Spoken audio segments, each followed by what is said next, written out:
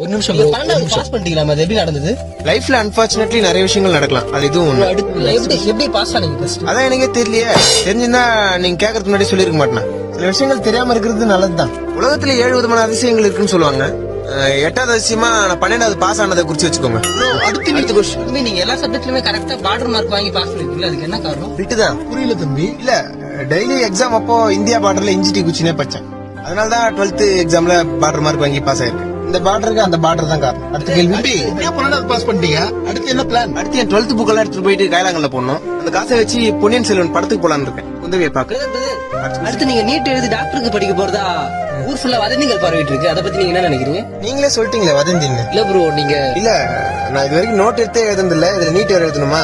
கண்டிப்பா சொன்ன ஒரு பைத்தியமா இருப்பா, இதை நம்பரும் ஒரு சைக்கோவா இருப்பா. நீங்க சைக்கோவா? இல்ல பிரதர், அதுக்கு சொல்ல. இல்லையா? அடுத்த கேள்வி. பிரதர், நீங்க 12வது பாஸ் ஆகணும்னு உங்களை முதல்ல வாழ்த்துனது ஸ்டாலின் சார். அப்படியா? இல்ல, முதல் டைம் கால் பண்ணா நான் எடுக்கல. சொந்தக்காரங்க விஷ் பண்ணிட்டு இருந்தாங்க. 2வது கால்ல தான் நானே அட்டன் பண்ணேன். ஆக்சுவலா ஒரு 1.5 மணி நேரம் பேசினாரு.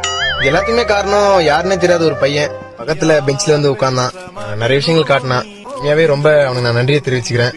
அதுக்கப்புறமா யாருன்னே தெரியாத ஒரு ஆசிரியர் நான் அடிச்ச கதைக்கெல்லாம் மார்க் போட்டு என்ன இந்த அளவுக்கு பாஸ் பண்ண வச்சிருக்காரு. உண்மையாவே ரொம்ப சந்தோஷமா இருக்கு. வந்த பிரஸ் மீட்டுக்கு எல்லாருக்கும் நன்றி. நன்றி.